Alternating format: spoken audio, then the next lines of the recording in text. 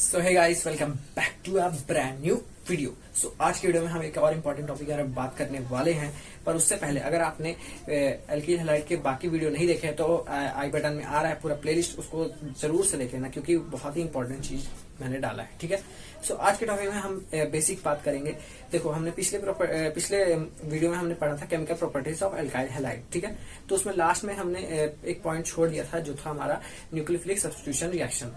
तो हम आज वही न्यूक्लियोफिलिक सब्स्टिट्यूशन रिएक्शन देखेंगे कि क्या क्या है, कैसे कैसे होता है। ठीक है गाइस, अगर आपको भी आज का वीडियो अच्छा लगेगा तो इसको लाइक कर देना, चैनल को सब्सक्राइब करते हो जाना, बेल आइकन कॉल पर सिलेक्ट कर देना। कोई भी डाउट होगा तो यहाँ पे जरूर पूछ लेना। करते हैं वीडियो को स्टार्ट बिना किसी टाइम वेस्ट किए। पहले मैं बात करूंगा SN1 न्यूक्लियोफिलिक सब्स्टिट्यूशन रिएक्शन। मतलब SN1 मतलब क्या होता है, न्यूक्लियोफिलिक सब्स्टिट्यूशन रिएक्शन, और 1 मतलब होता है फर्स्ट ऑर्डर। ठीक है, और SN2 होता है nucleophilic substitution reaction of second order. ठीक है, तो पहले बात करेंगे हम nucleophilic substitution reaction of first order. ठीक है, पहले मैं आपको जो मैकेनिज्म है, बेसिक मैकेनिज्म वो बताऊंगा, फिर उसके बाद मैं एक एग्जांपल लेके बताऊंगा ताकि आपको और अच्छे से समझ में आ जाए।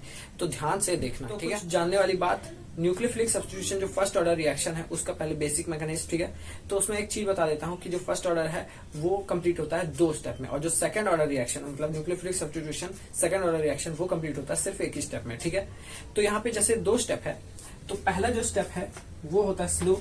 ठीक है, और दूसरा है वो जो होता है फास्ट।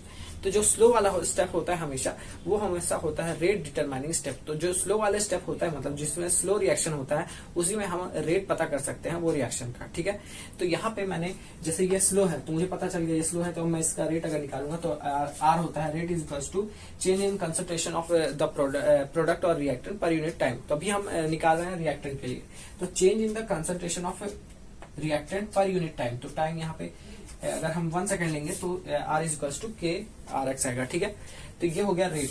तो यहाँ पे एक ही रिएक्टेंट है तो मतलब ये हो गया फर्स्ट ऑर्डर। ठीक है, एक ही रिएक्टेंट का कंसंट्रेशन हम पता कर रहे हैं, तो ये हो गया फर्स्ट ऑर्डर रिएक्शन।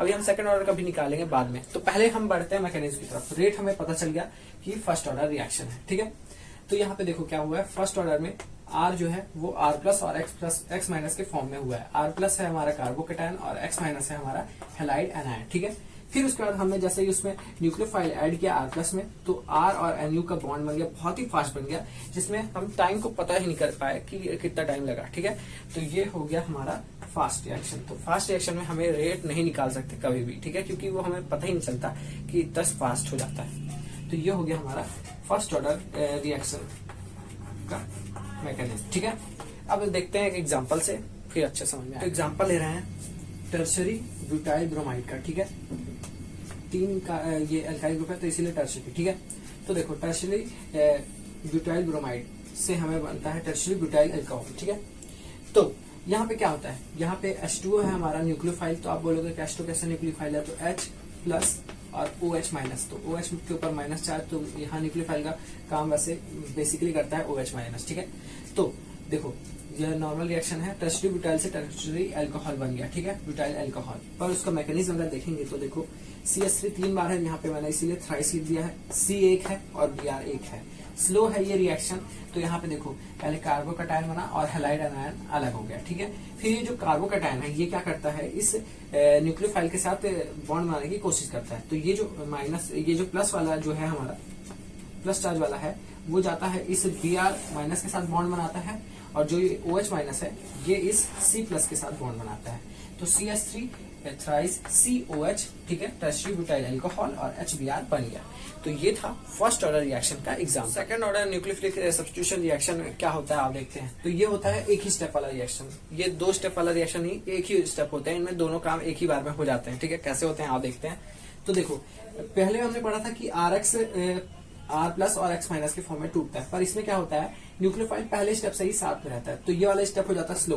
तो स्लो मैंने बताया था कि स्लो स्टेप हमारा जो रहता है वो रेट डिटरमाइनिंग स्टेप रहता है। ठीक है, तो पहले तो इसका रेट निकालेंगे, तो R is equal to change in the concentration of reactant. ठीक है, तो रिएक्टेंट यहाँ पे 2 है, 1 2, तो यहाँ पे दोनों का कंसंट्रेशन लिया, तो इसीलिए यहाँ पे R इज इक्वल टू 2 आ गया, रेट हो गया 2 सेकंड ऑर्डर। ठीक है, फिर क्या हुआ, जैसे ही ये न्यूक्लियोफाइल और RX के साथ वो किया मतलब रिएक्शन किया, तो यहाँ पे बनता है ट्रांजिशन स्टेट। ये कोई स्टेप नहीं है, ये ट्रांजिशन स्टेट बना है। मतलब कि यहाँ पे क्या होता है कि न्यूक्लियोफाइल है वो R के साथ जुड़ भी रहा है, और ये जो हैलाइड वाला एनायन है वो R से टूट भी रहा है, इसीलिए यहाँ पे देखो डैश डैश हुआ है, ठीक है।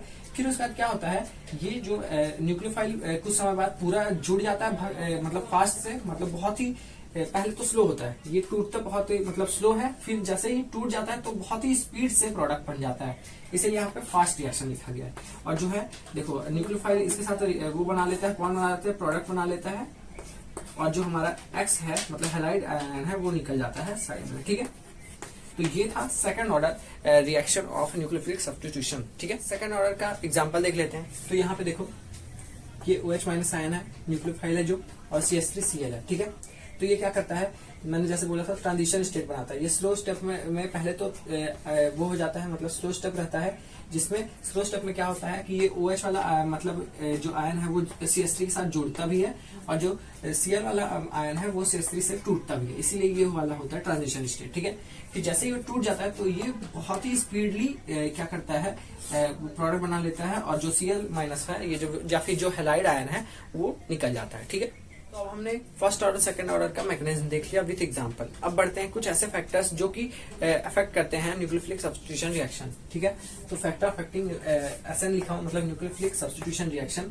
तो यहाँ पे फर्स्ट पॉइंट है नेचर ऑफ एल्काइल, मतलब कि जो R है उसका नेचर डिपेंड करता है बहुत ये दोनों न्यूक्लियोफिलिक सब्स्टिट्यूशन रिएक्शन में, ठीक है। तो यहाँ पे देखो, यहाँ पे मैंने CH3 थ्राइस लिखा है, मतलब 3 डिग्री कार्बोकैटायन, 2 डिग्री कार्बोकैटायन और 1 डिग्री कार्बोकैटायन। तो हमें जैसे पता है, मैंने आपको अपने पिछले वीडियो में बताया, बहुत सारे वीडियो में बताया है कि जो 3rd डिग्री वाला कार्बोकैटायन है वो बहुत ही स्टेबल प्रोडक्ट बनाता है, फिर 2nd डिग्री वाला, फिर 1st डिग्री वाला, ठीक है। तो यहाँ पे कोई भी अगर SN1 रिएक्शन मान लो अगर आप ले रहे हो तो वो ज्यादातर फेवर करेगा, मतलब कि 3rd डिग्री वाला ही बनाएगा, ठीक है। और जो SN2 वाले रहते हैं वो जनरली 1 डिग्री वाला लेते हैं, ठीक है, प्राइमरी। और जो सेकेंडरी वाला रहता है वो दोनों के साथ मतलब चल जाता है, लेकिन वो और भी अदर फैक्टर्स होते हैं। और दूसरे क्या फैक्टर्स होते हैं आओ दिखाता हूं। सेकेंडरी जो हमारा 2 डिग्री वाला कार्बोकैटायन है वो देखता है और भी फैक्टर, जैसे कि हो गया हमारा nature of x. Nature of x मतलब कि हेलोजन का नेचर कैसा होना चाहिए। तो यहाँ पे सबसे ज्यादा रिएक्टर मैंने रिएक्टिव लिखा है, ऑर्डर ऑफ रिएक्टिविटी है, सबसे ज्यादा रिएक्टिव लिखा है आई को, फिर Br को, फिर Cl को। ऐसा क्यों लिखा है, क्योंकि देखो आई का जो एटॉमिक साइज रहता है वो बहुत बड़ा रहता है, जिसकी वजह से उसका आई के न्यूक्लियस और उसके आउटर मोस्ट सेल में जो डिस्टेंस रहता है बहुत ही कम रहता है, फोर्स ऑफ अट्रैक्शन कम रहता है आउटर मोस्ट इलेक्ट्रॉन का आई वाले में, ठीक है। जिसकी वजह से वो आसानी से किसी भी और इलेक्ट्रॉन के साथ बॉन्ड बना लेता है बिना किसी हिचकिचाहट के। जबकि इन लोग का साइज कम होने की वजह से इन लोग को थोड़ा मतलब मेहनत मशक्कत करना पड़ता है रिएक्शन को आगे बढ़ाने के लिए, इसीलिए सबसे ज्यादा यहाँ पे रिएक्टिव कौन है, आई वाला, ठीक है। तीसरा फैक्टर जो डिपेंड करता है वो है हमारा अटैकिंग न्यूक्लियोफाइल। तो न्यूक्लियोफाइल का भी जो है हमारा पावर वो हमें पता रहना चाहिए, ठीक है। तो यहाँ पे हम बात करते हैं OH- की। तो OH- है हमारा गुड न्यूक्लियोफाइल और I- है हमारा बैड न्यूक्लियोफाइल। तो यहाँ पे जो हमारा न्यूक्लियोफाइल भी है वो भी डिपेंड करता है SN1 और SN2 रिएक्शन में, ठीक है। सो गाइस मैंने SNI वाला मैकेनिज्म नहीं बताया, क्योंकि मैंने देखा पिछले 5 साल में वो बहुत ही कम रिपीट हुआ है, तो उसे मैंने बताना जरूरी नहीं समझा उसका मैकेनिज्म। अगर आप बोलोगे तो मैं उसका भी मैकेनिज्म बना के डाल दूंगा वीडियो, ठीक है। सो अभी तक आपको अगर वीडियो अच्छा लगा इसको लाइक कर देना, चैनल को सब्सक्राइब करते हो जाना, बेल आइकन पर सिलेक्ट कर देना। कोई भी डाउट होगा ना तो यहाँ पे जरूर पूछ लेना, ठीक है। करते हैं वीडियो को एंड मिलते हैं नेक्स्ट वीडियो में। Till then bye bye and subscribe the channel.